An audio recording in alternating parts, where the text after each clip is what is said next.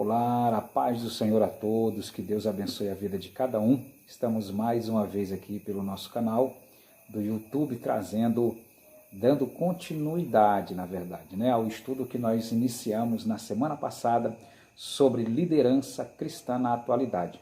Nós vamos entrar neste momento no terceiro tópico, porém, antes de nós entrarmos nesse tópico, eu gostaria que você já se inscrevesse em nosso canal, desse o seu like aí, o seu joinha, amém? E também ativasse o sino de notificação para que você receba aí todos os nossos estudos, cultos, seminários, enfim, tudo que tiver relacionado aí ao trabalho tanto do ministério como também da Conafad, da conferência, você possa estar participando, assistindo para a glória do Senhor. Nós vamos para uma breve vinheta e nós já voltamos, tá ok?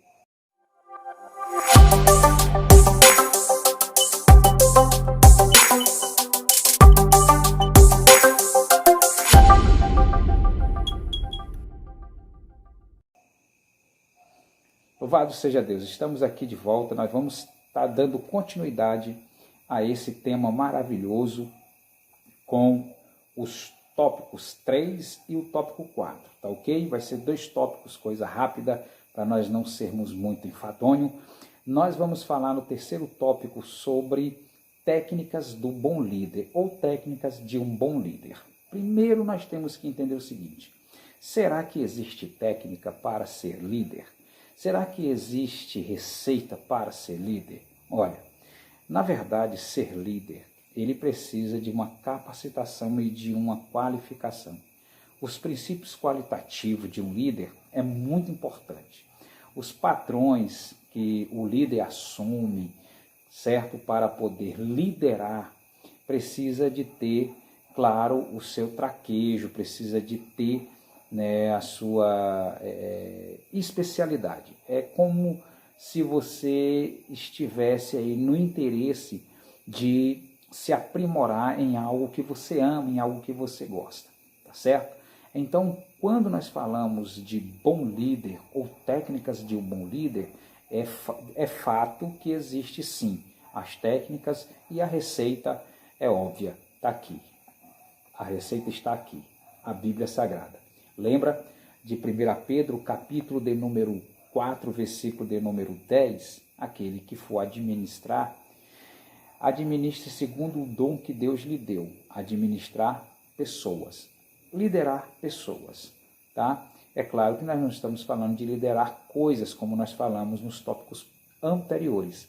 Porém, nós vamos aqui enumerar 5 pontos importantes dentro do tópico 3, que é a técnica de um bom líder, para que nós possamos ser norteados, para que nós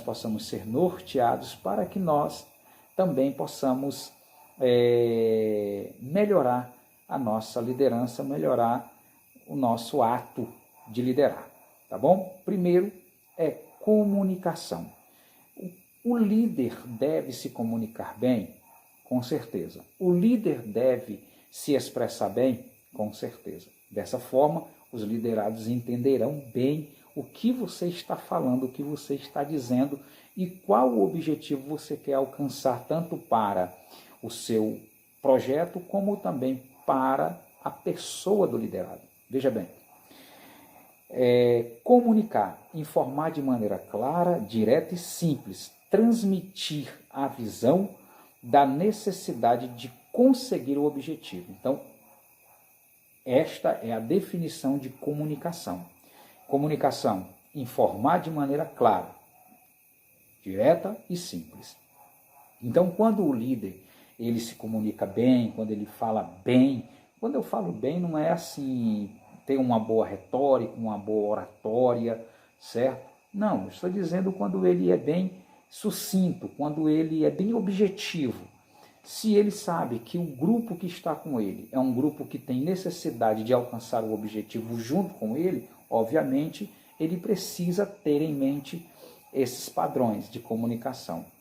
O padrão, primeiro, o padrão de clareza, o padrão de ser direto e o padrão de simplicidade. Então, esses 3 subpontos aí devem ser levados em consideração quase ao pé da letra. Porque senão às vezes você fala A e o liderado entende outra coisa. Tem que ser muito claro como você se expressa e como você direciona de maneira expressa o seu desejo, tá? E o que você almeja, tá certo? Segundo é delegar. O que vem ser delegar? O líder deve ter em mente também o seguinte, gente, olha, o líder ele deve tirar das suas costas, dos seus ombros, toda a carga que esteja ou que sobrevenha a ele, tá certo? Veja bem, delegar, acionar os recursos dos seus liderados, isto é, os dons. É você cutucar seus liderados. Eu particularmente tenho um costume de visualizar e vislumbrar como é que é os meus liderados. Por quê? Porque assim eu saberei que dom cada um deles tem, tá certo? Nós temos o livro do Peter Wagner, se não me falha a memória, né? Que ele fala sobre descobrindo os dons, ou descobrindo os meus dons. É interessante entender que cada liderado, cada pessoa tem o seu dom específico, que não pode ser desprezado. Seja ele limpar uma cadeira, seja ele fazer um crochê, fazer arrumar a igreja, enfim. Cada pessoa tem o seu dom específico, seja intercessão, oração. E é isso que a gente tem que descobrir para que delegamos ou delegamos as funções aos respectivos liderados, tá certo? Na direção do objetivo, fazer com que 1 mais 1 seja igual a 3 e não 2.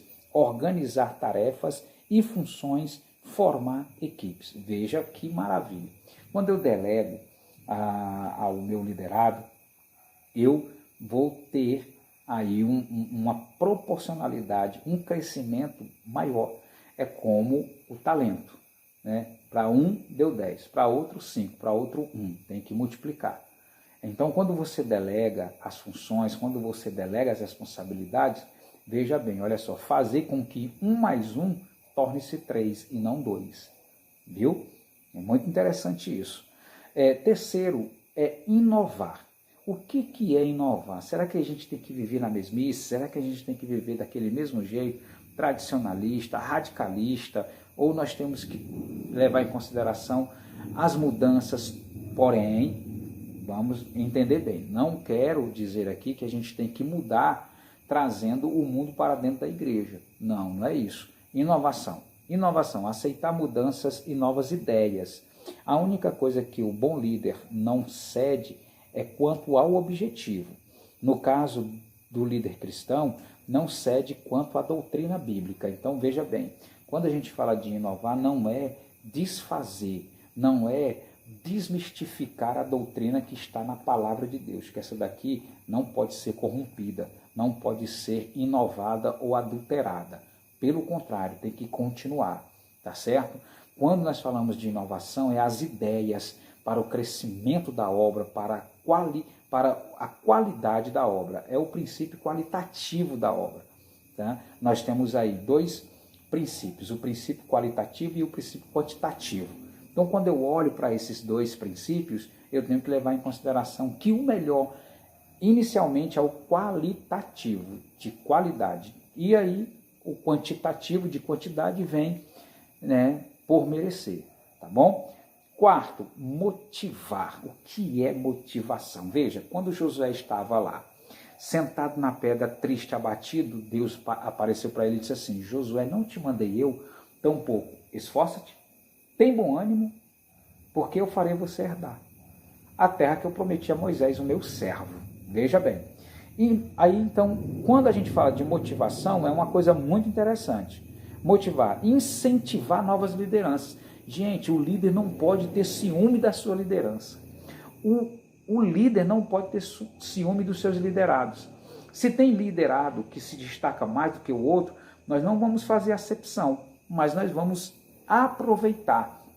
Nós vamos fazer com que esse que está se destacando, ele possa dar uma avançada, enquanto aqueles que ainda estão caminhando, a gente possa motivá-los, né? Então é muito importante a gente ver isso, tá? Então, elogiar, estimular a participação dos liderados nos processos que levam ao objetivo final. Então, quando eu elogio, quando eu motivo, quando eu estimulo a participação de todos dentro do escopo, né, eclesiológico, dentro do escopo eclesiástico, é muito bom, é muito importante. E isso também se dá não só na parte eclesiástica, gente, também se dá na parte empresarial. Nós temos que motivar, nós temos que ensinar e ajudar. Claro que todas as regras, existem as exceções, porém, quando a gente percebe que tem um funcionário ali, que ele se destaca, que ele é todo, se vira, que ele realmente é safo, né, uma linguagem mais militar, a gente vai fazer o quê? A gente vai tentar investir nesse funcionário. Quando a gente vê que um obreiro, um irmão, que seja uma irmã, que seja quem for dentro da igreja, que se destaque, o que a gente vai fazer? A gente vai dando as motivações, dando os estímulos, e isso é muito importante para o crescimento da obra de Deus. Quinto, planejar. Isso aqui eu gosto muito. Planejamento. É como você fazer o organograma e um fluxograma de trabalhos e atividades que existem dentro da igreja. Tá? Como eu disse, todas as vezes que você tem ali um obreiro, tem ali um irmão, um membro, uma membro, que eles se destacam em determinadas posições, é porque nós estamos descobrindo, né, o dom e delegando a ele a responsabilidade.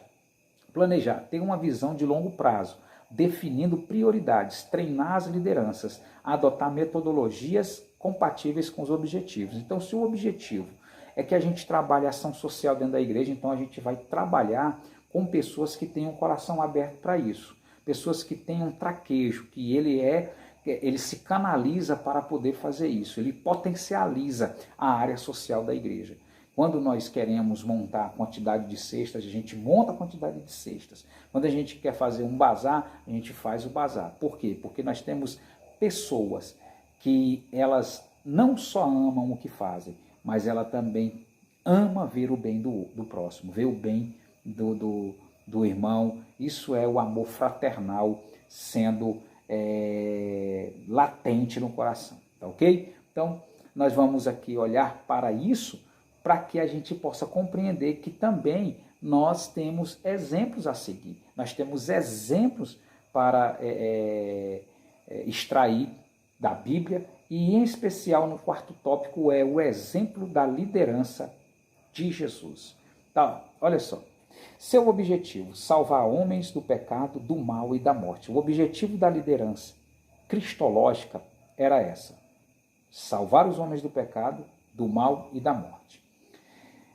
Primeira coisa, como era que Cristo trabalhava esse método e como era que ele, como o líder supremo, ele trabalhava isso, ele tratava isso, ele fazia a seguinte forma: comunicou. Como era a psicodinâmica e a psicodidática de Cristo para que ele conseguisse salvar os homens do pecado, do mal e da morte? Era da seguinte forma: sua mensagem de amor e nova vida, na linguagem do povo da época, que era parábolas, pregou em aramaico, na língua corrente da Palestina. Então, para você entender, quando ele comunicava de maneira que o povo gostava, prendia a atenção e fazia com que as pessoas tirassem as dúvidas. Cristo usou uma pedagogia tão maravilhosa, tão gloriosa, que fazia com que as pessoas gostassem mais ainda, né, do que ele falava, porque ele ensinava com autoridade e prendia, cativava o povo. A comunicação dele era clara, a comunicação dele era direta e era simples. Segundo, ele delegou. Olha só, a missão de espalhar a mensagem da salvação a todo mundo, quando ele seleciona os 12 apóstolos, quando ele seleciona os 70 e espalha para poder evangelizar. Isso é uma forma que Cristo fazia para delegar as funções. Ele inovou, rompeu com as arcaicas tradições. Ele mesmo disse lá em Marcos, vós invalidais a palavra pelas vossas tradições. E ele rompeu isso daí. As tradições religiosas da época. Ensinou ao ar livre, olha que maravilha. Nós temos que ensinar ao ar livre. Líder que é líder não se importa não fica preso em quatro paredes não. Amém? Concedeu perdão a prostitutas, a cobradores de impostos e curou no sábado. Ele também motivou. Ele fez o quê? Ele enviou seu Espírito para que seus discípulos saíssem das casas, dos esconderijos, e foi exemplo de conduta em todas as áreas humanas. É muito forte. E também Cristo fez o quê? Planejou. Você sabia que Cristo tinha um tesoureiro, né? Planejou, deu ordens específicas. Amai-vos uns aos outros. E escolheu 12 homens para a liderança, treinando-os durante 3 anos. Ok? Então, olha, nós devemos entender isso, gente. Colocar no nosso coração, você que é líder, ou você que pretende ser líder, você que tem a vontade de liderar, você que tem a vontade de ter o seu corpo de liderados, faça como está nesse estudo. Você comunica, você delega, você inova, você motiva e você planeja. Faça como Jesus Cristo. Fez todas essas 5 coisas, ele realizou esses 5 tópicos de maneira muito prudente e muito maravilhosa. Então, que Deus abençoe sua vida, que Deus abençoe sua família, que Deus abençoe seu ministério. E não esqueça de se inscrever em nosso canal e também compartilhar com os seus irmãos, amigos, para a glória do Senhor Jesus. Amém? Até o estudo que vem, para a glória do Senhor Jesus.